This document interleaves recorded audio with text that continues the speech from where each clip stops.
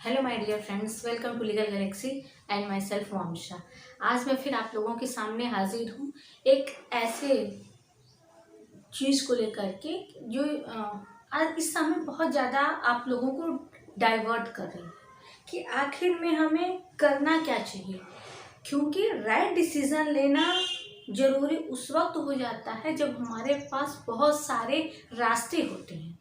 हम वहाँ किस पर चलें, क्या करें कि जो कुछ भी हम डिसीज़न ले रहे हैं वो हमारा सही हो। एक बात मैं हमेशा आप लोगों के साथ कहती हूँ या हमेशा आप लोगों को ये बताती हूँ कि ये wrong decision is better than making no decision. ठीक, रॉन्ग डिसीज़न हम ले रहे हैं, यह बेटर है कि हम कोई डिसीज़न ही नहीं ले रहे। ओके, क्लियर है आपको? देखिए, लेकिन कुछ सिचुएशंस ऐसी होती हैं जब हमारे पास समय कम होता है और हमें सही डिसीजन लेना होता है। ऐसी स्थिति में हमको क्या करना चाहिए, आज हम इसी पर फोकस करेंगे। हम बड़े मन से नेट की तैयारी कर रहे थे। जैसे हमारी नेट की प्रिपरेशन हो गई, लगभग एग्ज़ाम हमारा होने वाला था, कुछ दिनों पहले न्यूज़ आया कि एनटीए ने नेट एग्ज़ाम को पोस्टपोन कर दिया है। पोस्टपोन जब हुआ था तो उसमें कोई क्लियर डेट आप लोगों के सामने नहीं थी। ये भी नहीं श्योर था कि कब तक क्लियर डेट आएगी। ठीक, लेकिन अभी 2 दिन पहले आपकी सीट आ गई है कि आपकी डेट एनटीए यूजीसी नेट की क्या है। हालांकि सब्जेक्ट वाइज अभी तक तो कोई क्लियर लिस्ट जारी नहीं हुई है कि किस सब्जेक्ट का एग्ज़ाम किस दिन होगा, लेकिन पूरी डेट जो है वो आ गई है। साथ ही हमारा यूके एपीओ का एग्ज़ाम जो है उसकी डेट भी यहाँ पे आ गई है। बहुत सारे स्टूडेंट हैं जो हरियाणा का भी दे रहे हैं एग्ज़ाम और राजस्थान जुडिशरी का भी एग्ज़ाम दे रहे हैं। इनके लिए अभी उतनी समस्या नहीं, क्योंकि ये अगर इस एग्ज़ाम की प्रिपरेशन अच्छे से करें तो इसको क्रैक कर लेंगे। बात आती है इन दो लोगों की कि ये आखिर क्या करें। क्यों? क्योंकि इनके डेट लगभग क्लैश करने की 100% चांसेस बन रही हैं। अब इस 100% चांस जो है, अब हम इसको कैसे 0% या 100% में करें, ये थोड़ा समझना मुश्किल है। देखिए, जो यूके एपीओ की आंसर की डेट शीट है वह है 21 नवंबर। 21 नवंबर को यूकेपीओ है, ये एकदम क्लियर और कंफर्म है। आगे जो नेट का एग्ज़ाम है, नेट के एग्ज़ाम की जो डेट शीट है वह 20, 21, 22, 24, 26, 25, 26, 29, 13 नवंबर, इतने नवंबर को। इसके अलावा 1 to 5 दिसंबर को भी इसका एग्ज़ाम चलेगा। मतलब 20 से लेकर के समझ लीजिए 5 दिसंबर तक ये एग्ज़ाम चलने वाला है। बीच में देखिए आपका 23 मिस है, ठीक है। उसके बाद यहाँ 27 और 28 को भी कोई एग्ज़ाम नहीं है। अब इसमें ये समस्या समझ में आती है, तो क्या एनटीए को ये नहीं पता थी कि 21 नवंबर को यूकेपीओ एग्ज़ाम है? ये तो कुछ बच्चे देंगे ना, लेकिन नेट का एग्ज़ाम तो बहुत सारे लोग देते हैं, तो इसमें नुकसान किसका होगा? आफ्टर ऑल स्टूडेंट का होगा। अब स्टूडेंट बेचारा करे क्या? कितनी बार नेट के यहाँ यूजीसी के यहाँ जाकर के गुहार लगाए कि आप जरा नेट डेट फिक्स करते वक्त ये ध्यान दीजिए कि और कोई एग्ज़ाम क्लास तो नहीं कर रहा है। यहाँ 100% क्लास करेगा।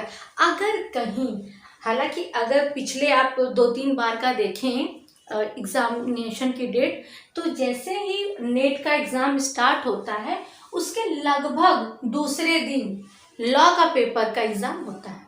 आप चाहे पिछले बार वाला देख लीजिए या उसके पिछले बार वाला देख लीजिए, लगातार 2-3 बार से ये हो रहा है कि या तो दूसरे दिन नहीं तो तीसरे दिन। ठीक, जो बच्चे जा रहे हैं उत्तराखंड एग्ज़ाम देने, वह वापस अपनी जगह कैसे आ पाए? क्योंकि नेट का एग्ज़ाम लोकल एरिया में होता है, जिस शहर में होते हैं, अगर वहाँ सेंटर की व्यवस्था हो तो। लेकिन अब इस सिचुएशन हमें एक बहुत अच्छा डिसीजन ये लेना है कि आखिर हमें क्या करना है। अगर हम इसकी भी प्रिपरेशन कर रहे हैं, इसकी भी प्रिपरेशन कर रहे हैं, मतलब कि हम 50% यहाँ भी दे रहे हैं और 50% यहाँ भी दे रहे हैं, तो समझ लीजिए कि आपका ये जो रिजल्ट है वह 0% बनने वाला है। थोड़ी सी बातें गलत लगेंगी, थोड़ी चुभती हैं, लेकिन बात जो है वो सही है कि अगर हम दोनों को 50-50% देंगे तो हमारा रिजल्ट आफ्टर ऑल 0% ही आएगा, क्योंकि ना हम इसमें 100% फोकस कर पाएंगे ना उसमें। इसीलिए ठीक है, आप दोनों की तैयारी कर रहे थे, डेट क्लैश होने वाली, या तो इन्हें अपनी डेट चेंज करनी पड़ी, क्योंकि यूके एपीयू की डेट चेंज है कि ये बहुत पहले से जब नोटिफिकेशन जारी हुआ था उसी समय से संभावनाएं व्यक्त थी, वहाँ के कैलेंडर जारी हो चुके थे, उसमें ये डेट फिक्स थी। और अब भी जो नई डेट आई है 25 को, ये एकदम वहाँ का जो डेकोरियम है वो कंप्लीट हो चुका है कि नहीं, हर हाल में एग्जाम 21 नवंबर को हो ही जाएगा। अब इनका क्या करेंगे हम?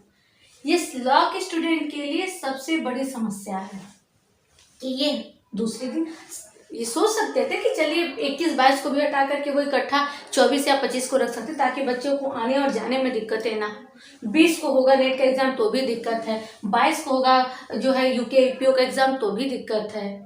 अब यहाँ से यहाँ ट्रेवल करके जो जाने की समस्या है वो स्टूडेंट की है। तो क्या स्टूडेंट की समस्या को सुनने, सोचने या समझने की जिम्मेदारी एनटीए की थी कि नहीं? कमेंट बॉक्स में लिखिए और बताइए यस या नो। ऑब्वियसली यस, क्योंकि ये बहुत बड़ी संस्था है। एनटीए एक बहुत बड़ी संस्था है जो कि बहुत सारे एग्जाम कंडक्ट करवा रही है, तो यहाँ इसकी रिस्पॉन्सिबिलिटी बनती है ना कि वो सारी चीज़ों को देखे फिर डेट फिक्स करे। उसके बाद जो बच्चे सिर्फ इसकी प्रिपरेशन कर रहे हैं, मतलब केवल वह नेट की प्रिपरेशन कर रहे हैं, उनके लिए भी समस्या है। नेट का एग्जाम पोस्टपोन हो रहा है, पोस्टपोन हो रहा है, पोस्टपोन हो रहा है, आखिर कब तक ये पोस्टपोन होगा? तो यह जरूरी है कि या तो किसी एक्सपर्ट को बुला करके बहुत अच्छे से चीजें व्यवस्थित की जाए, या तो नेट के एग्जाम को कंडक्ट करवाने की एनटीए की जिम्मेदारी ही खत्म कर दी जाए, क्योंकि ये बच्चे मोस्टली नेट वाले जो बच्चे हैं वह फ्रस्ट्रेट हो रहे हैं, फ्रस्ट्रेशन की ओर जा रहे हैं। तो जरूरी है कि हमें कोई अच्छा डिसीजन लेना होगा ताकि हम चीज़ों को और बेहतर कर सकें। चलिए इसको ख़त्म करते हैं। अब जिम्मेदारी जो हमारी है हम उसको देखते हैं। हमारी सबसे बड़ी जिम्मेदारी है कि इस समय हमको डिसीजन लेना है कि हम नेट को चुनेंगे या यूके एपीयू को चुनेंगे। एक बात तो हमारी आप लोग श्योर मान लीजिएगा कि हम 50-50 का खेला नहीं खेलेंगे, ठीक है? हम 50-50 का खेला कतई नहीं खेलेंगे। या तो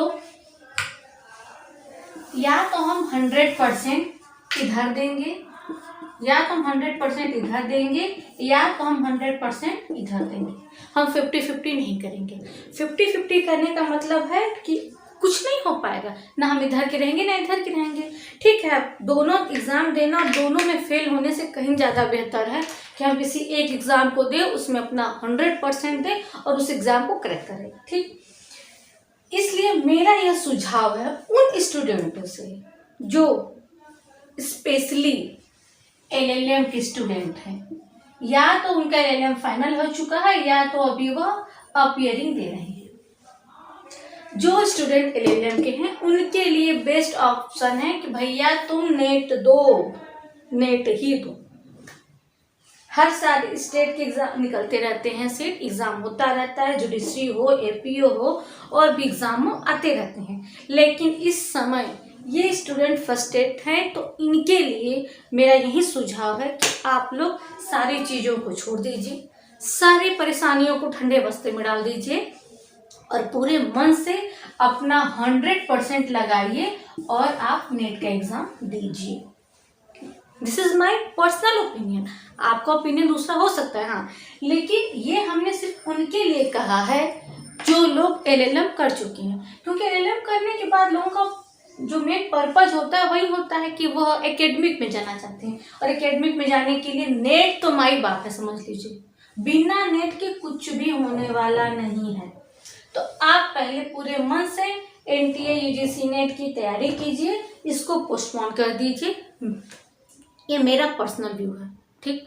क्लासेस जो इसके हैं लोकल लॉ के, जो हम पहले आपसे प्रॉमिस किए थे, वो हम बताएंगे कि बहुत सारे स्टूडेंट जो एपीओ दे रहे हैं वो सिर्फ एलएलबी किए हुए हैं, ठीक है। एलएलएम के स्टूडेंट कम है जो जुडिशरी का फॉर्म डालते हैं, ज़्यादा तो बच्चे जो डाल रहे हैं वो एपीओ वाले को एलएलबी वाले हैं। तो इनके लिए हम वो अपने एफर्ट्स लगाएंगे, वो करेंगे जो हमने इनके साथ प्रॉमिस किया था कि हम इन्हें प्रॉपर क्लासेस देंगे।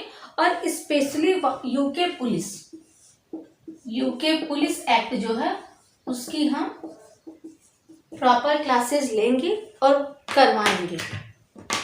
तो इनके लिए जो काम हो रहा था वो होगा, बाकी आप लोगों की मर्जी है, आप लोग खुद डिसीजन लीजिए कि आप लोगों को क्या करना है। क्योंकि इस समय सबसे ज़्यादा मुश्किल हालात में स्टूडेंट हैं, और वो स्टूडेंट जो असिस्टेंट प्रोफेसर बनने की होड़ में हैं। कभी पीएचडी इम्पोर्टेंट हो जाती है, कभी पीएचडी के लिए टाइम मिलता है, कभी नेट बहुत ज़रूरी होता है। लेकिन जब आप केवल एलएलबी कर चुके हैं तो आप सीधे जुडिशरी जाइए। जुडिशरी में जाइए, आप जो है एपीओ दीजिए, आप यूके दीजिए, आप जो है हरियाणा जुडिशरी दीजिए, आप राजस्थान जुडिशरी दीजिए, बिहार दीजिए, और अभी यूपी का भी एपीओ और जुडिशरी की वैकेंसी आ रही है। आप आराम से एग्जाम दीजिए, प्रिपरेशन कीजिए, ठीक। लेकिन अगर आपका सपना है असिस्टेंट प्रोफेसर बनने का, आप जो है लॉ में मास्टर कर चुके हैं, तो आप पूरे मन से नेट की प्रिपरेशन कीजिए। क्योंकि इस समय अगर आपका सपना है एकेडमिक में जाने का, तो बिना नेट कुछ नहीं होने वाला है। इसलिए आपको हर हाल में इस नेट का एग्ज़ाम जो है इसको क्रैक करना होगा। अगर एनटीए बहुत मेहरबान है, डेट चेंज कर देती है तो मच बेटर है, नहीं करती है तो भी आप इस पे फोकस कीजिएगा। Okay, this is all for today's. और आप लोगों को मेरी ये सजेशन कैसी लगी कमेंट सेक्शन में लिख के ज़रूर बताइएगा, और इस सेशन को लाइक कर दीजिएगा, अपने दोस्तों के साथ शेयर जरूर कीजिएगा। और अभी तक अगर आप चैनल पे नए हैं तो सब्सक्राइब करना मत भूलिएगा। Okay, thanks to all and God bless you. आप सही डिसीजन लें, यही मेरी ईश्वर से कामना है। नमस्कार एंड बाय बाय।